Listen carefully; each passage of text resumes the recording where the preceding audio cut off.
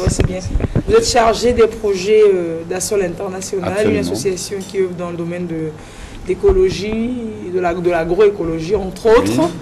Vous êtes naturopathe, expert en permaculture, que vous avez défini la semaine dernière. Tout à fait. La culture permanente. Voilà.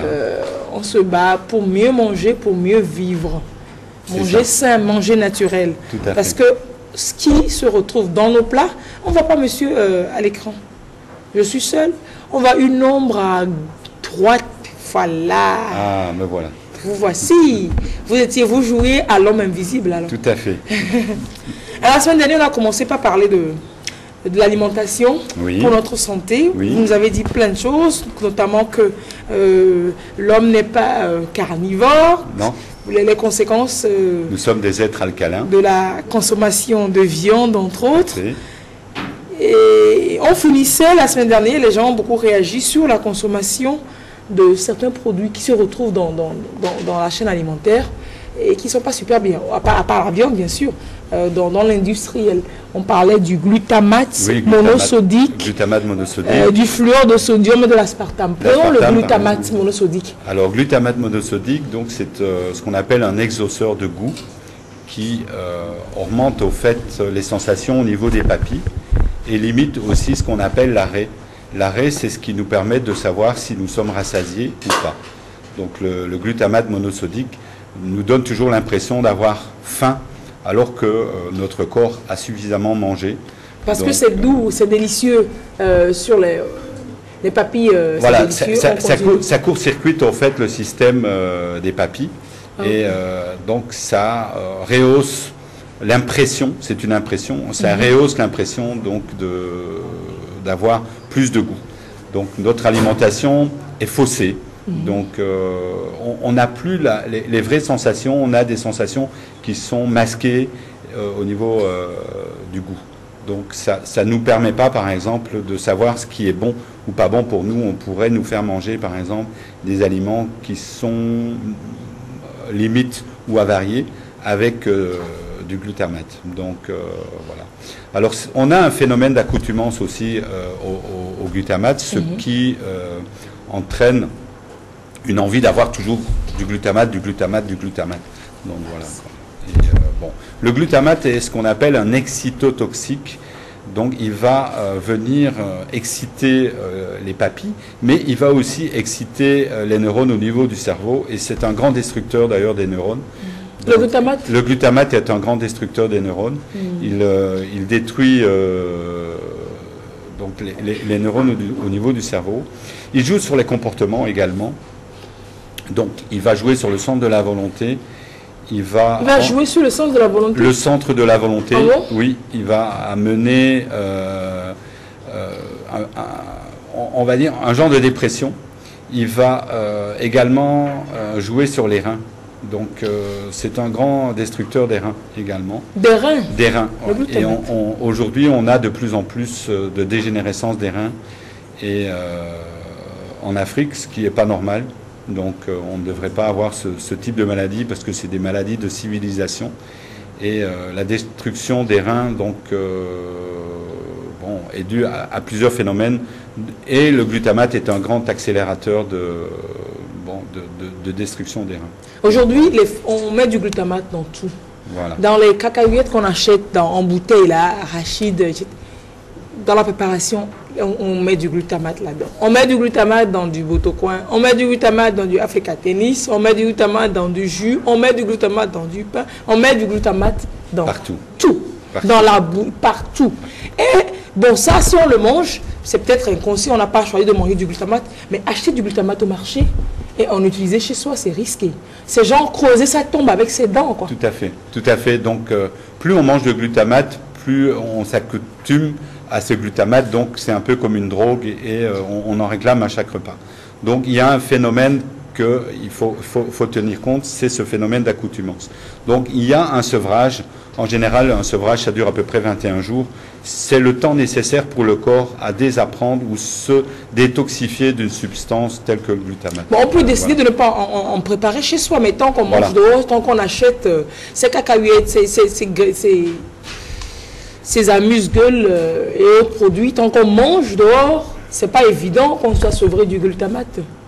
Et il faut que donc ceux qui utilisent sachent. Voilà, il faut faire attention. Moi, je conseille toujours aux restaurants et ceux qui préparent de la nourriture pour leurs frères et sœurs d'éviter de mettre du glutamate. On peut retrouver une cuisine gustative pleine de goût, pleine de saveurs, avec des épices naturelles, des plantes.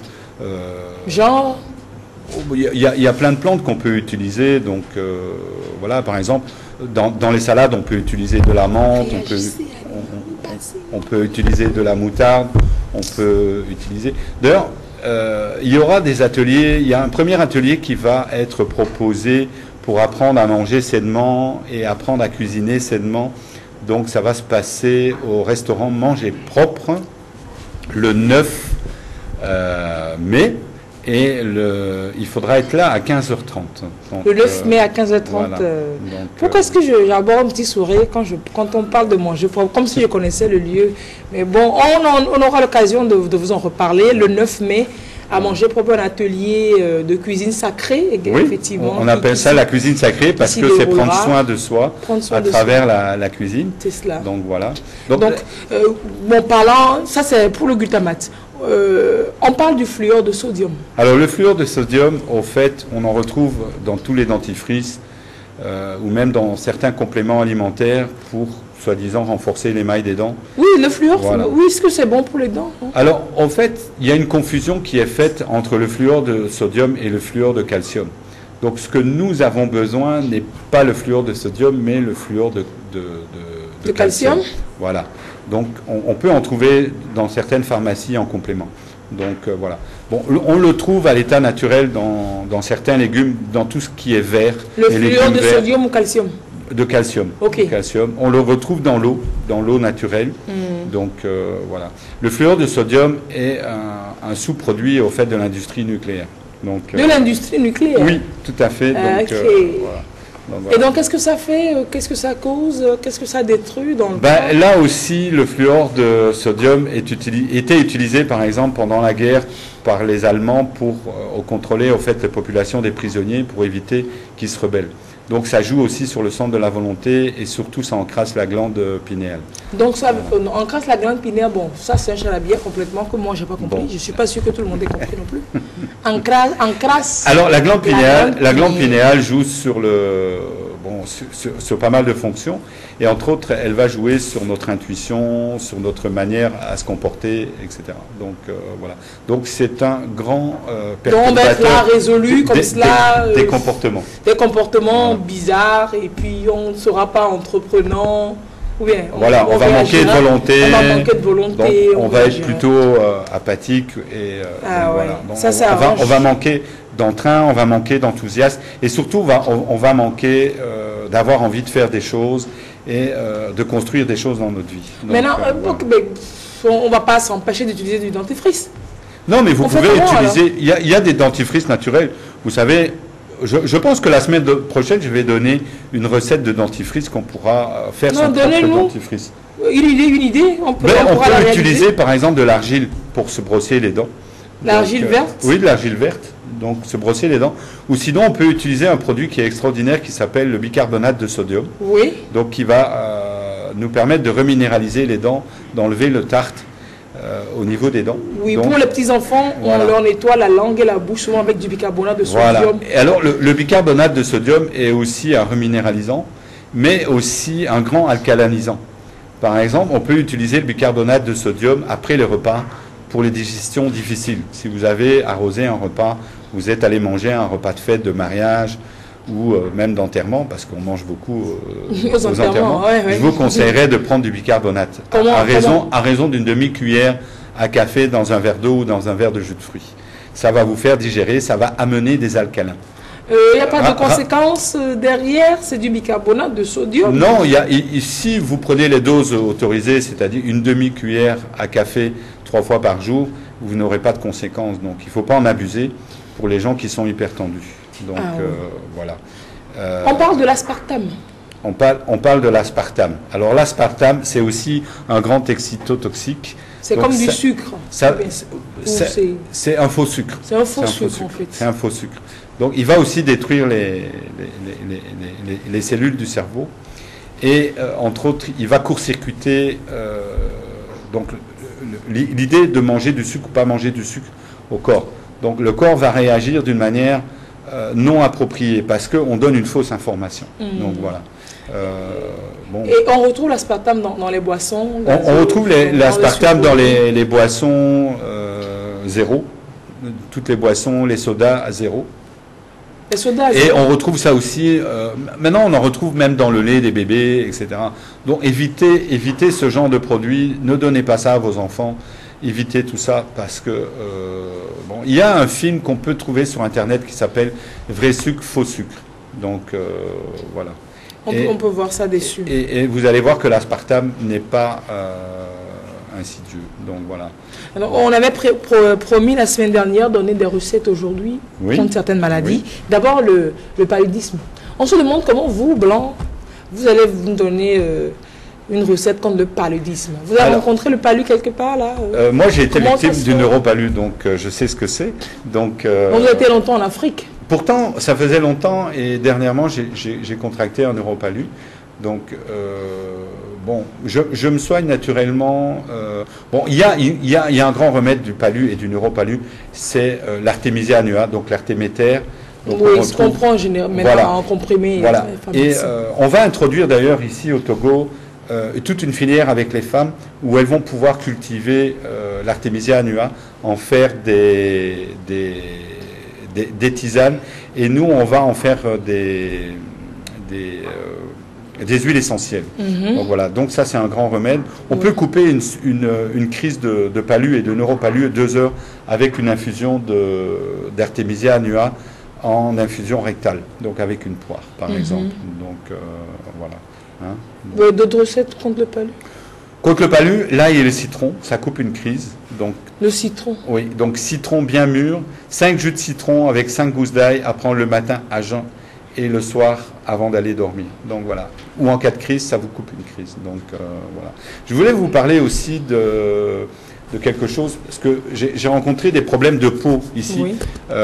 Il existe un savon qui a été inventé par un monsieur africain qui est à base de bave d'escargot. Donc là, et ça, bave d'escargot. Bave d'escargot. Donc oui. Voilà, on peut en trouver. Il suffit de nous appeler, on peut en fournir parce que c'est un grand régénérateur de la peau. La bave d'escargot. Bave d'escargot, oui. Ouais, tout à fait. Cool. C'est utilisé d'ailleurs dans les services des grands brûlés pour pouvoir régénérer la peau. Ah bon. Donc, voilà. Oui. Ah oh là. Bien, ah oui. Bon. Ah oui, mais c'est plutôt bien. SOS protéger quand même les escargots. Et on va finir peut-être sur cette recette homéopathique que vous nous proposez sur le... Vous dites que l'ulcère et le piment, c'est pas forcément deux choses... Alors, il faut savoir que le piment... Bon, pour les ulcères, on peut utiliser le bicarbonate de sodium, mais aussi le gel d'aloe vera. Donc voilà, on va apprendre à faire tout ça dans les ateliers. Oui. On va apprendre à utiliser, on va apprendre par exemple à faire son propre gel d'aloe vera. Donc on va pouvoir le stabiliser avec du citron et on va apprendre comment faire. Donc voilà, on va apprendre comment utiliser le bicarbonate de sodium pour couper une crise en fait d'ulcère. On va apprendre vraiment à utiliser des plantes et des remèdes naturels pour pouvoir se soigner. Mais il y a une chose qui est essentielle, c'est la prévention. La manière dont on va s'alimenter va faire qu'on va être en santé et on ne va plus développer des ulcères à l'estomac. 80% des Africains ont un ulcère à l'estomac, ce qui est énorme. Parce qu'entre autres, ils mangent de la viande aussi. Ils mangent de la viande et ils mangent de la nourriture beaucoup trop acide. On en a parlé la semaine dernière. C'est cela. Voilà. Ben, super. Il y a plein de personnes qui nous demandent de leur situer. Manger propre à Aïdogomé, c'est le... Rappelez la date? Donc le 9 mai. Le 9 mai, c'est le deuxième samedi de mai. Au manger propre. Non, le premier samedi de. C'est le deuxième samedi de mai. Deuxième samedi de mai. C'est à Aïdogomé. Voilà. Donc on n'a plus d'autres ateliers, donc on est en train de définir les dates et on les donnera à l'antenne probablement la semaine prochaine. Donc si vous voulez encore de moi. Ok, voilà. Super. On va vous laisser partir. Oui. Oh oui, mais il y a une dame qui envoie une question, justement. On va finir dessus rapidement, quelques minutes. Oui. Parce que la semaine dernière, en finissant, on avait dit que vous donnerez aussi une recette pour aider les femmes à mieux entrer en ménopause, à mieux gérer la ménopause? Quel aliment pour les femmes? Oui, merci madame. Bon, il y a deux aliments qu'on peut, aussi bien pour les femmes que les hommes, parce que ce sont des aliments qui contiennent des phytohormones, donc qui vont permettre de réguler les hormones. Et pour les hommes, j'ai une bonne nouvelle, à 50 ans, madame risque d'être très contente si vous prenez ces deux aliments. Donc c'est le soja vert, donc voilà, et ce qu'on appelle les pois chiches, donc voilà, en anglais les chickpeas. Voilà. Donc ce sont deux aliments à consommer 2 à 3 fois par semaine pour équilibrer et augmenter le taux d'hormones. Après, chaque cas, chaque femme, bon, en général, j'aime bien consulter chaque personne parce que il y a un ensemble de choses et c'est important de venir en consultation pour voir le schéma précis de la personne, parce que les recettes ne s'appliquent pas systématiquement, mais c'est fonction de vos prédispositions et de tous les autres. C'est important donc soit de venir en atelier ou éventuellement venir si vous avez des soucis de santé. Donc voilà. Et à partir de là, moi, je fais ce que j'appelle un protocole et une remise en santé. Et il y a un suivi qui se fait, etc.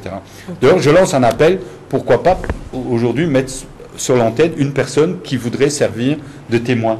Et à partir de là, on va la prendre en charge du début jusqu'à la fin. On pourrait la suivre pendant 3 mois. Ça peut être... Qui a une maladie donnée? Oui, ou qui veut tout simplement prendre sa santé en charge. Bon. Et à partir de là, pourquoi pas? Qu'est-ce que vous en pensez, Lise? Une femme enceinte, un bébé, je ne sais pas. On va chercher une personne, une femme, un homme, n'importe. Donc voilà, qui a envie de participer à un programme de remise en forme et de servir de témoin. On va choisir. Voilà. Et qui s'engage parce que faut pas qu'elle aille manger en cachette dans les whisky. on en reparlera. Allez, les numéros de M. Marc Boucher vont s'afficher à l'écran. On aura le temps de choisir cette personne qui voudra bien se lancer, se prêter donc à ce jeu. Il y a quelqu'un qui dit, quand je prends le café au lait, je grossis. Ben, c'est normal, il y a du lait là-dedans. Oui. Le café est une toxine du foie. Et le lait n'est pas adapté, donc le mieux c'est qu'elle prenne du thé vert le matin ou carrément des jus de fruits. Complètement. Voilà. Et elle va opérer un miracle, elle va changer sa vie simplement en changeant la boisson du matin, elle va commencer à perdre du poids. Voilà. Et pour la fertilité des femmes et des hommes également, on aura plein de recettes. On va faire un atelier par rapport à ça, comme on va faire un atelier pour les femmes et les hommes qui veulent perdre du poids. Allez, super. Les numéros de M. Boucher peuvent s'afficher à l'écran, le 98 26 06 51, oui. Le 90 92 99 94, directement, voilà. Les numéros de M. Marc Boucher à l'écran. Vous pourrez lui poser toutes les questions, avoir plus de précisions par rapport à l'atelier qui est organisé donc pour le 9 mai prochain au restaurant Manger Propre qui se situe à Adido Gomé, sur la rue de Palimé, donc sur la rue d'ici, c'est pas loin. Vous ne perdrez pas. Vous avez les contacts téléphoniques et vous serez orienté. Ce sera payant? C'est la question. Oui, ça sera payant, bien sûr, parce qu'il faut que les gens s'engagent. Parce que c'est un engagement. C'est un engagement vis-à-vis de soi-même. Donc c'est important. Je pense que les prix ne seront pas très élevés. Donc ça sera accessible à tout le monde.